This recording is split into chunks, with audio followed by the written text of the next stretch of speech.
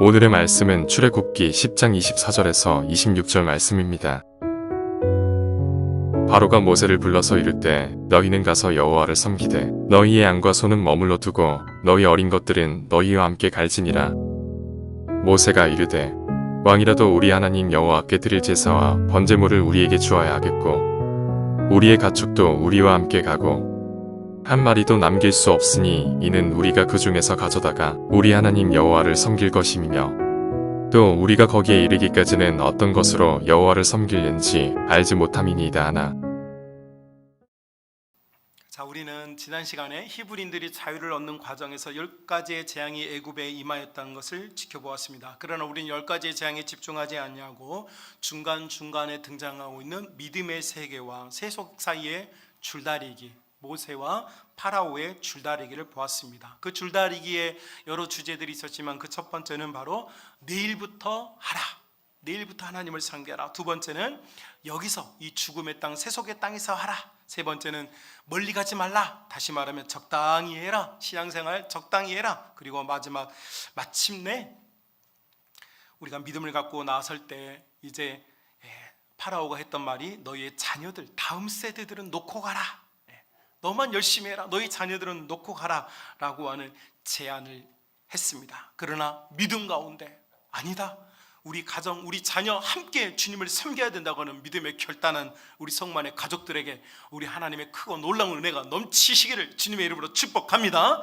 자, 우리가 우리의 자녀들과 함께 이 믿음의 길을 걸어가려고 결단할 때 9번째 암흑의 재앙이 찾아와서 피람세스라고 하는 이 이집트의 애굽의 수도가 어둠에 잠기게 되었습니다. 그러자 바로는 이제 최후의 조건을 내겁니다. 그 최후의 조건은 24절에 나오고 있는데요, 여러분 이것은 우리에게 굉장히 중요한 의미를 주고 있습니다. 24절 한번 같이 한번 읽어봅시다. 바로가 모세를 불러서 이르되 너희는 가서 여호와를 섬겨라. 좋다, 섬겨라. 너희의 양과 소는 머물러 두고 너희의 어린 것들은 너희와 함께 갈지니라. 이렇게 되어 있습니다. 네가 믿음으로 살고 너희의 자녀들을 믿음의 세대로 키우겠다고 그러면 나 더 이상 안 말리겠다. 그래서 살아라, 열심히 살아봐라. 그런데 한 가지는 안 된다. 그것은 무엇이냐? 바로 양과 소는 머물러 두어라. 양과 소는 남겨두어라. 여러분 이거 무슨 말입니까? 한마디로 말하면 파라오는 인간의 약점을 잘 알아요. 바로 물질, 돈, 재정, 부는 놓고 가라는 것이죠. 그래, 하나님 믿고 재밌게 살아라. 기도하며 살아라. 예배하며 살아라. 너희 자녀들과 한번 신나게 예수님 믿고 잘 살아봐라. 그런데 줄 수 없는 게 있다. 그것은 바로 재물은 줄 수 없다. 여러분, 그런데 현대 사회에서 사람이 살아가는 필수 요소가 무엇입니까? 바로 재정이고 돈이에요. 여러분 예를 들어서 이러면 어떻습니까? 여러분 집에 코끼리가 10마리 있다고 생각해 봅시다. 와, 코끼리 10마리 좋아요, 좋아요? 뭐 살을 것만 많이 드지 뭐가 좋아요? 근데 코끼리 10마리가 있다고 그래서 우리에게 달라질 게 없어요. 그런데 여러분의 가정에 1억이 지금 있다, 현찰로 있다고 생각해 봅시다. 그러면 코끼리도 살 수도 있고 코끼리 고기도 먹을 수도 있고,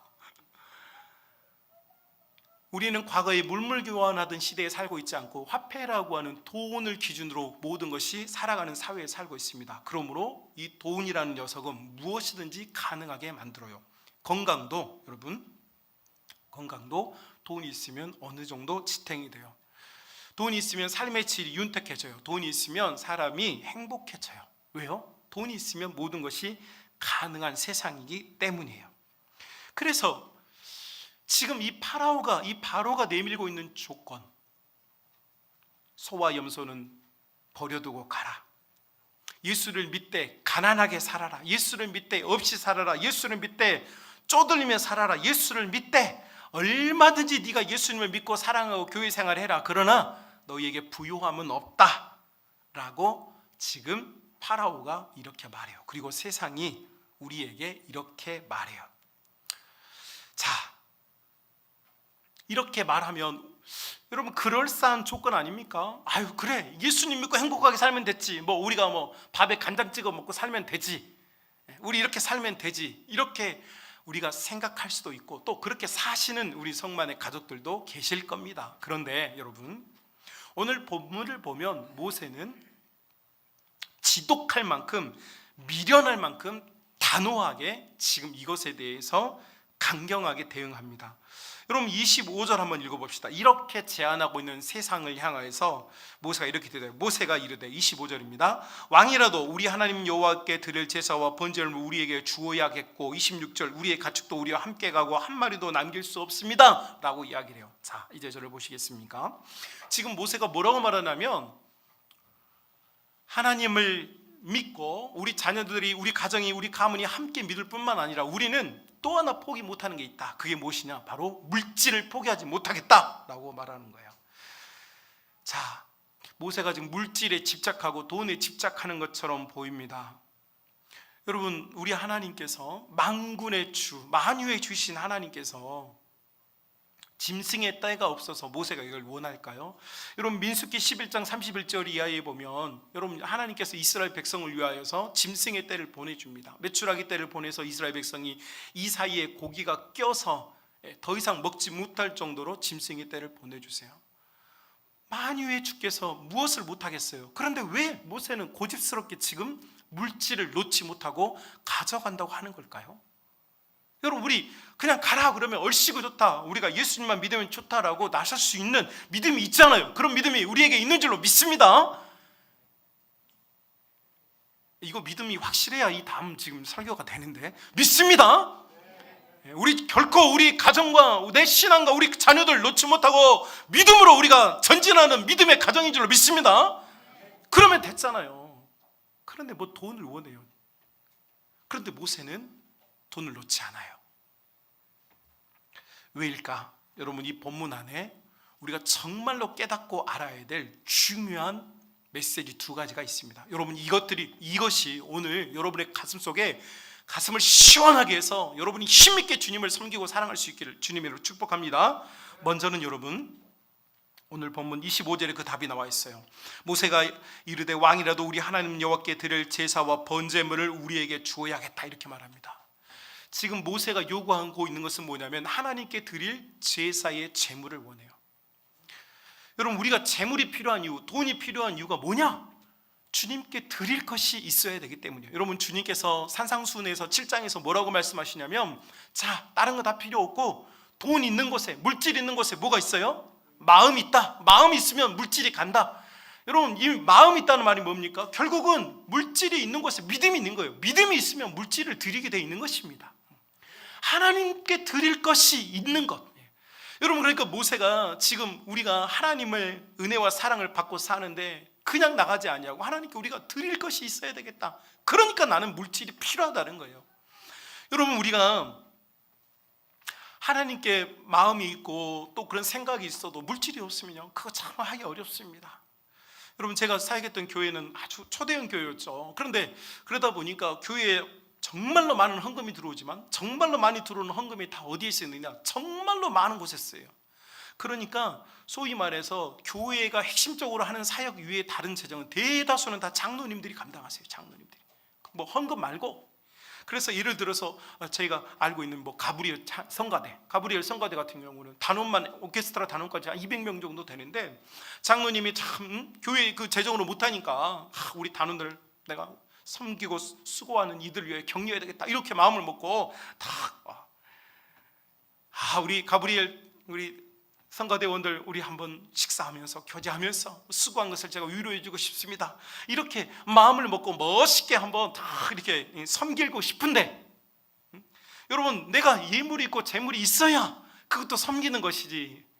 여러분, 내가 다 성가대에다 모아놓고, 야, 여러분, 우리 다음 주 목요일 날 하얏트 호텔 그랜드 볼륨에서 우리 식사할 예정이니까 그쪽으로 다 와주시길 바랍니다. 아니, 말했는데 집에 들어가니까 아내 되는 권사님이, 여보, 정신이 있어요 없어요? 지금 우리 형편에 무슨 200명 바깥 개인당 7만 원씩만 잡아도 지금 돈이 얼마예요? 여러분, 이러면 아무리 마음이 있어도 그게 돼요 안 돼요?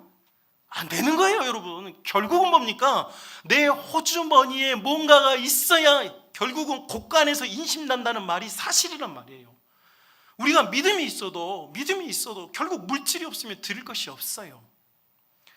여러분, 그런 경우를 봐요.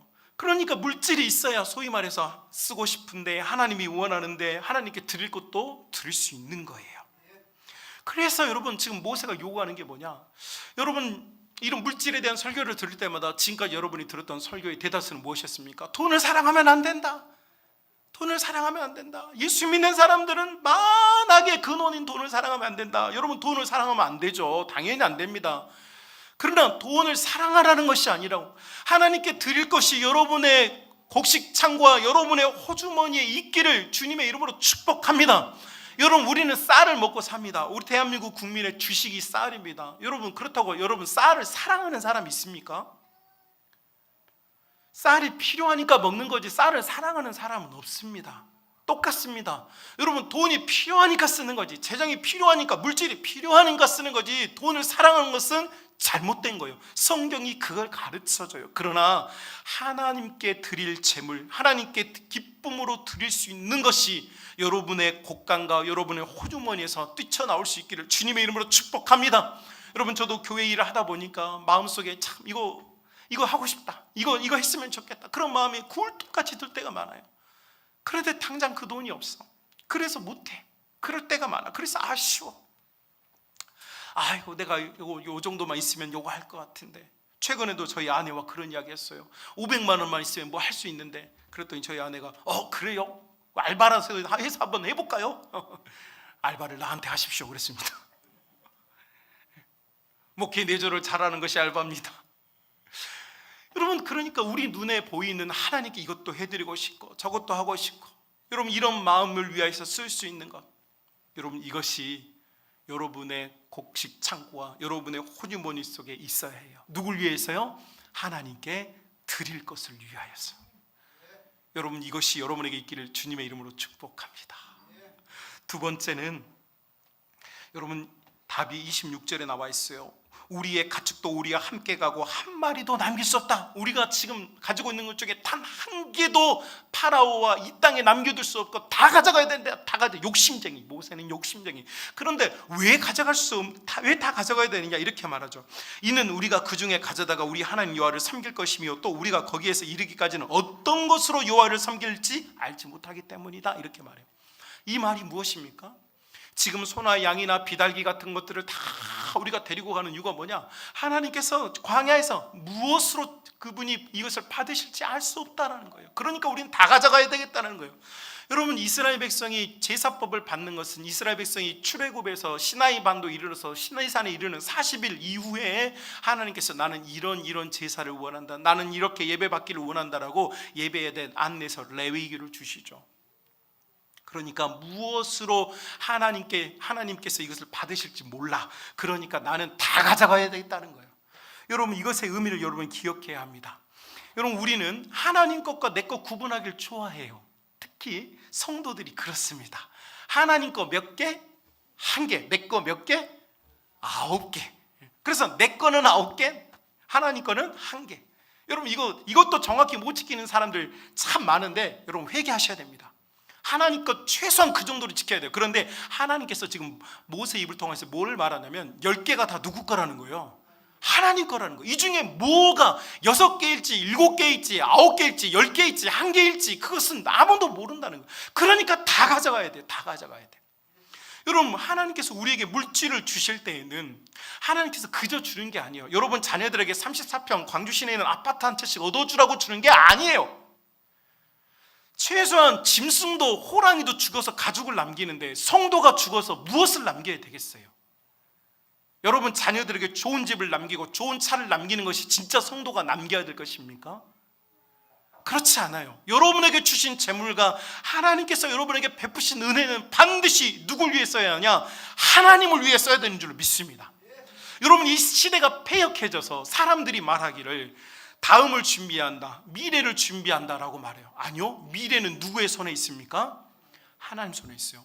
오늘 우리 주 예수 강림하시면 여러분이 그토록 쌓아 누웠던 그것은 아무것도 아니에요. 먼지밖에 안 돼요. 우리 자녀들이 사는 인생도 마찬가지입니다. 우리 자녀들도 우리가 뭘 쌓아 놓았기 때문에 사는 게 아니요, 여러분 고군분투하면서 믿음의 길을 걸어가면서 십자가의 길을 걸어가면서 없어서 눈물을 흘려보고 배고파서 울어봐야 하나님을 찾고 하나님을 찾는 자가 진짜 인생에 성공하는 믿음의 자녀가 되는 줄로 여러분 믿으시길 바랍니다. 여러분 오늘날 금수저, 흙수저 이야기를 하면서 많은 사람들이 자녀들에게 흙수저는 아니더라도 작은 시드머니라도 주려고 노력하는 걸 봅니다. 여러분 우리 자녀들에게 필요한 건 시드머니가 아니에요. 정작 돈이 아니에요. 지금 필요한 건 뭐냐? 믿음의 씨앗이에요. 하나님을 의지하는 진짜 믿음을 남겨줘야 할 때요. 여러분 그 진짜 믿음은 우리가 남겨주는 아파트 한 채 있지 않아요. 오히려 우리가 지금 하나님 앞에서 하나님께서 내게 무엇을 원하시는가, 무엇을 하나님께서 기뻐하시는가. 여러분 제가 이렇게 잘 아는 어떤 교회가 있습니다. 지금 이 온라인 설교가 전국에 나가고 있기 때문에 그 교회의 실명, 일부 예배 때는 말씀드렸습니다만 실명을 말하지 않고, 여러분 그 교회의 어떤 한 장로님이 사업을 해서 많은 부를 축적하게 되었어요. 그런데 그분이 교회를 떠나서 다 부자가 된 동네에 잘 살아보겠다고 어깨를 겨루며 살겠다고 그 동네로 이사를 갔는데 얼마 되지 않아서 그분이 큰 사고를 당합니다. 그분 앞에 서울에 가면 강남과 강북을 잇는 도로가 있습니다. 다리가 있습니다. 성수대교. 여러분도 기억하실지 모르겠지만 아침 출근길에 성수대교가 무너지면서 많은 학생들과 많은 직장인들, 또 많은 출근하는 사람들이 생명을 잃었습니다. 그런데 이 장로님의 차 바로 앞에서 다리가 끊어졌어요. 0.0001초 차이로 이 장로님이 살게 되었어요. 이 장로님이 하나님이 왜 나를 살려주셨을까? 그러면서 회개가 찾아오더라는 거예요. 내가 교회를 멀리 떠나 이와 같이 내가 강남으로 이사를 와서, 우리 교회는 서울 끝에 있는데 내가 이 부자 사람들처럼 사는 걸 보여주고 싶어가지고 내 부를 자랑하고 싶어가지고 이 강남에 이사를 와서 내가 어깨를 겨루고 살았는데 내가 지금 하나님께 경고를 받았구나. 내가 어떻게 하면 좋을까 하다가 담임 목회자를 찾아가서 목사님에게 물었어요. 목사님, 어디 돈 필요한 데 있습니까? 이렇게 묻지 아니하고, 목사님에게 꿈이 있습니까? 꿈이 있습니까? 그러자 이 목사님이 장로님 왜 그러십니까? 이렇게 묻지 아니하고 또 이 목사님도 저에겐 꿈이 있습니다. 장로님, 주변을 둘러보십시오. 수많은 청소년들이 예수님을 알지 못한 채 저 세상에 세속으로 빠져들어 음주와 흡연과 저 부패한 음란에 빠져들고 있습니다. 저는 이것을 막고 싶습니다. 우리 교회가 이 교육 사업을 했으면 좋겠습니다. 이렇게 말할 때 장로님이 좋습니다. 목사님, 우리 해봅시다. 그래서 여러분 서울 한복판에다가 그 교회 바로 옆에 땅에 학교 부지를 매입을 하고 학교 건물을 짓고, 여러분 이거 결코 쉬운 돈이 아닙니다. 쉬운 게 아닙니다. 많은 수백억의 돈이 들어간 사업이었어요. 그런데 마침내 그 일이 완성되어서 지금 정말로 많은 청소년들이 그 학교, 그 교회 학교에서 교육을 받고, 여러분 그 학교는 너무너무 재밌는 게 지금 세속의 학교들은 다 창조론 가르칩니다. 우리나라 교육 과정이 그렇게 되어 있어요. 그런데 이 학교는 창조론을 가르쳐요. 진화론 가르치지 않고 학교에서.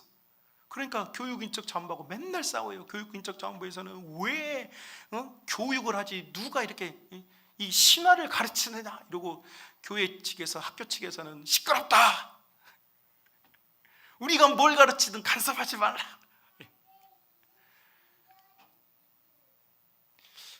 사랑하는 우리 성만 가족 여러분, 지금 우리가 모으는 이것들, 우리가 살고 있는 이것들이 우리 거라고 생각하지만 하나님은요 계획이 있어요.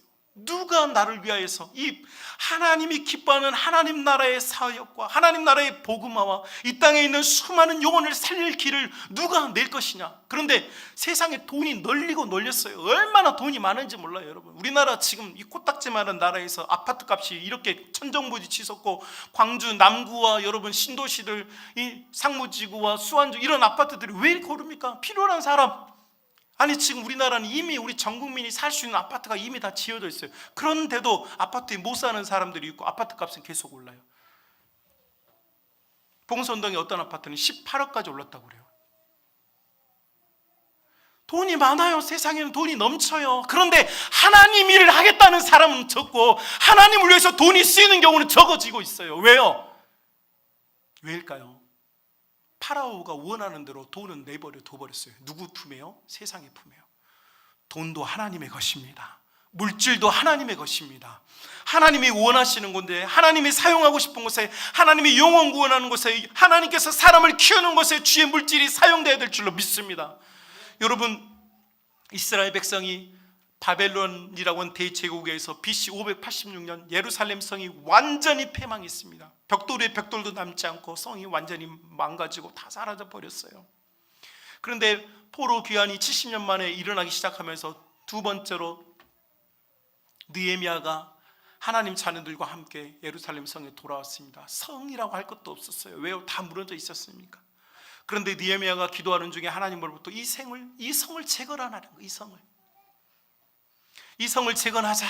하나님 주신 비전들이 이 성을 재건하려고 할 때 많은 사람들이, 여러분, 당시에 예루살렘은 피폐해 있어요. 경제가, 여러분, 소위 요즘 말로 하면 경제가 완전히 파탄나 있었어요. 거래가 안 돼요. 왜요? 사람이 살지 않았던 이 도시, 모든 것이 구조가 망가져버린 이 도시에 무슨 교류가 있겠어요? 무슨 네트워킹이 되겠어요? 그런데 여러분, 이 성전 재건 사업을 위해서 가지고 있던 많은 사람들이 예물을 꺼내놓고 두로와 시돈을 통하여서 많은 목재들을 수입해요. 왜요? 예루살렘 주변에는 나무가 없거든요. 여기에 많은 사람들이 예물을 드리고 재정을 쏟았어요. 그런데 이렇게 할 때 어떤 사람들은, 어떤 가문들은 이거 뭐 헛짓이다, 헛짓. 이거 우리가 어떻게 이 성을 재건하냐 뿐만 아니라 이 성을 재건한들 무슨 의미가 있느냐 도대체. 우리는 이미 바벨론의 속국이 되었고 이 성을 쌓은다 한들 도대체 우리한테 이게 무슨 의미가 있느냐라고 이 성의 프로젝트에, 재건 프로젝트에 참여하지 않았어요. 이때 느헤미야가 했던 말을 여러분 상기하시길 바랍니다. 여러분, 예루살렘 성이 어떤 곳입니까? 만군의 주, 만유의 주신 하나님께서 온 세상을 통치하며 다스리는데, 특별히 그가 사랑하셨던 이 이스라엘 백성들과 함께 하시기 위해서 하나님이 임재하셨던 성, 거룩한 성 예루살렘, 그리고 그 정중앙에 있는 성소와 그 성소 정중앙에 있는 지성소, 그리고 지성소 정중앙에 있는 멀시 시시라고 하는 시은소, 시은좌 보좌, 하나님만이 계시는 보좌가 있어요. 하나님의 통치를 상징하는 언약궤 위에 자리가 있단 말이에요. 그것을 멀시 시시라고 그래요. 은혜의 자리예요. 여러분, 이 은혜의 자리가 있는 이 성은 육체의 눈으로 보기에는 건물이었지만 하나님과 이스라엘 백성에게서는 굉장히 영적인 의미가 있는 곳이었어요. 다시 말하면 하나님의 임재적 상징을 가지고 있기 때문이었어요. 여러분, 이것에 참여했던 자들에게 느헤미야가 말합니다. 당신들은 이 예루살렘 성에 대한 지분을 갖게 되었습니다. 다시 말하면 당신들은 하나님 나라를 유업으로 받게 되었습니다. 그러나 이것이 별것이냐고, 이것이 아무것도 아니라고 폄하하고 무시하고 반대했던 사람들, 당신들은 더 이상 이 예루살렘 성에 살 수는 있겠지만 여기에 당신들의 분깃은 없습니다라고 선언하죠. 소유권이 없어요. 하나님 나라의 소유권이 없다는 말이죠.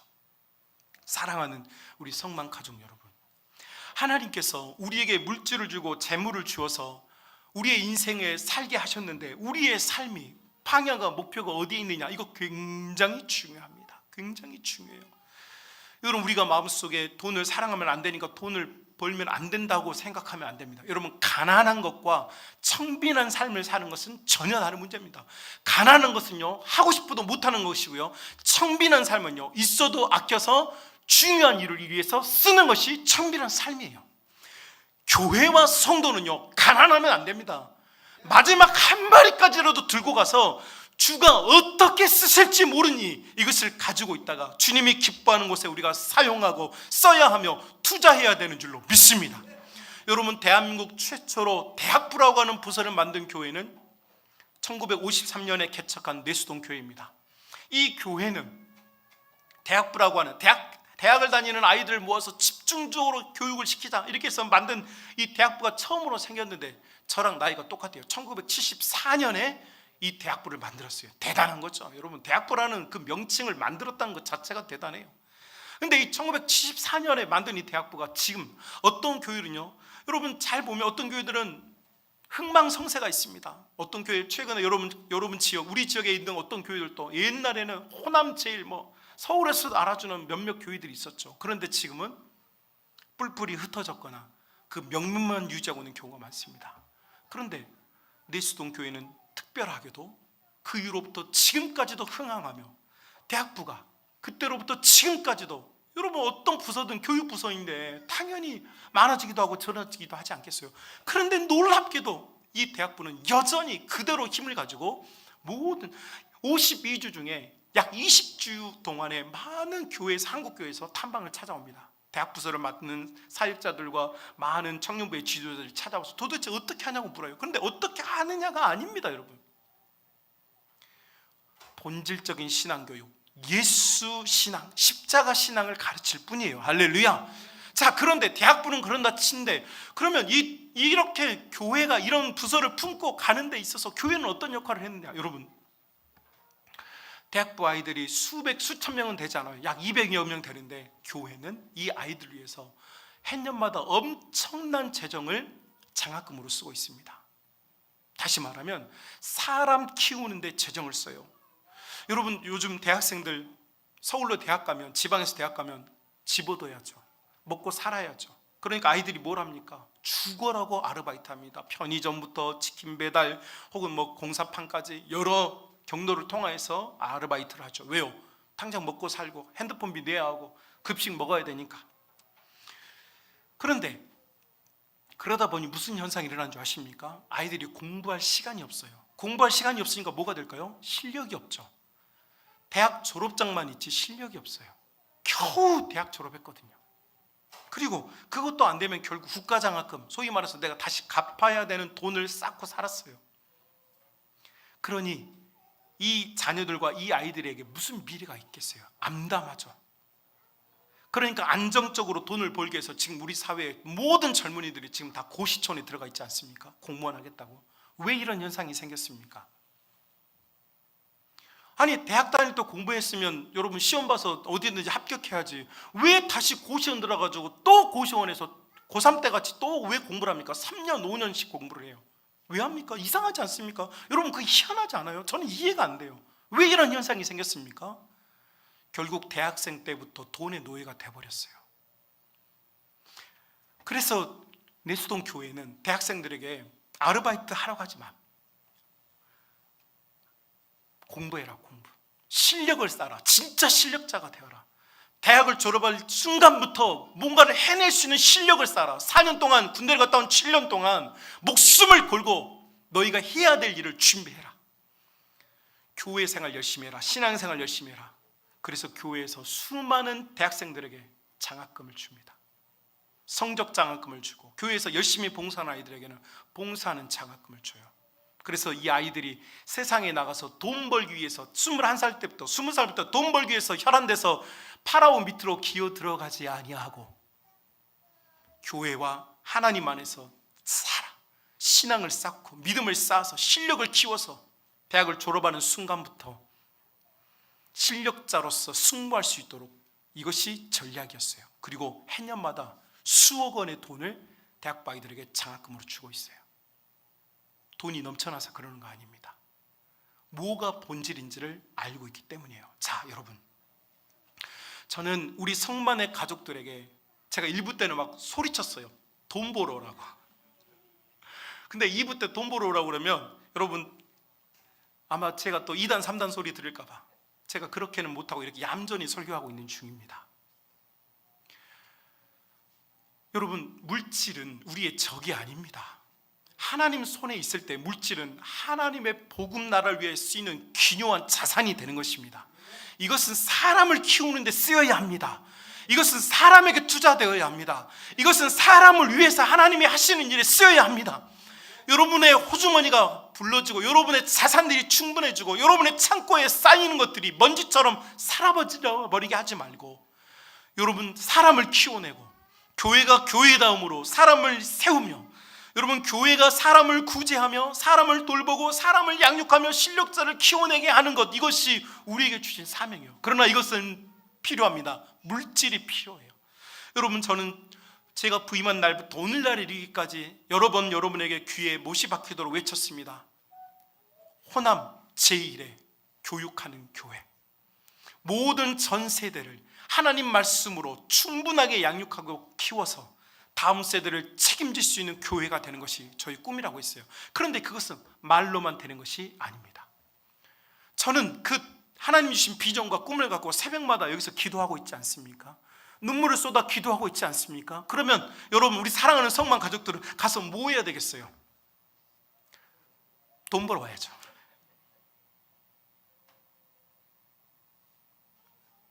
사랑하는 성만 가족 여러분, 이 돈 벌어 와야죠, 요 말만 잘라가지고 편집해서 저를 악의적으로 공격하지 마십시오. 여러분에게 주신 인생과 삶의 재물은 여러분, 우리가 어떻게 쓸 것이냐에 따라서 그 값어치는 금이 되기도 하고 아무 값어치 없는 것이 되어버리기도 합니다. 왜요? 오늘 예수님 오시면 여러분 움켜졌던 그거 다 먼지밖에 안 됩니다. 지금 모세가 우리는 단 한 마리도 놓고 가지 못하겠다는 이 말을 기억하십시오. 여러분, 오늘부터 기도를 바꾸십시오. 혹시 여러분 속에 재물을 탐하는 것이 죄라고 생각하여서 여러분 갈등이 있었다면, 여러분, 재물을 탐하고 사랑하는 것은 죄입니다. 그래서 성경이 여러분, 바울이 뭐라고 말합니까? 돈을 사랑함이 일만하게 악의 뿐이라고 그랬어요. 돈을 쓰는 것은 죄가 아니에요. 돈을 사랑하는 게 죄예요.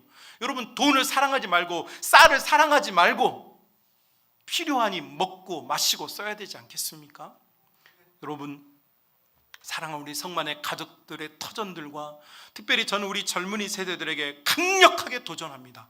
여러분, 머릿속에 평범한 삶, 아파트 빚 다 갚고 자녀들 아무 문제 없이 키우는 그런 삶을 꿈꿨다면 여러분, 그 비열한 삶을 버리십시오. 짐승인 호랑이도 죽어서 가족을 남기는데 하나님의 성도가 그렇게 가서야 되겠습니까? 여러분, 가슴에 끓고 있는 20대 30대 이 힘을 그렇게 버려야 되겠습니까? 그럴 수 없습니다. 여러분, 지금 꿈을 꾸고 힘을 키우고 실력을 쌓고 여러분, 하나님의 재물들을 끌어모아서 이 재물들이 하나님의 영광과 하나님의 일들과 사람을 키워내는데 쓰일 수 있도록 여러분이 복된 통로가 되어지고 복된 영광을 차지하는, 그래서 여러분, 재물이 하나님에게서 시작해서 나를 통하여서 다시 하나님께 돌아가야 하나님께 내가 영광을 돌리는 것입니다. 하나님의 것을 인정하는 거예요. 만물이 주에게서 왔고 주로 말미암고 주에게로 돌아갑니다. 이것이 로마서의 핵심 아닙니까? 모든 것은 그분에게서 오는 것입니다. 그분에게서 오는 것이 그분에게 다시 돌아갈 수 있도록 믿음의 확신을 가지고 여러분의 호주머니와 여러분의 창고에 재물이 넘치고 하나님 나라를 위하여서 여러분이 하나님이 드릴 것과 또 하나님이 어디에 쓰실지 모르는 그걸 위해 예비할 수 있는, 그래서 많은 사람들을 나눠주고 구워주고 살릴 수 있는 여러분 그 자산을 여러분 우리 성만의 가족들이 다 누리고 그렇게 그 복을 나누어줄 수 있는 우리 복된 성만의 가족들이 다 될 수 있기를 주님의 이름으로 축복합니다.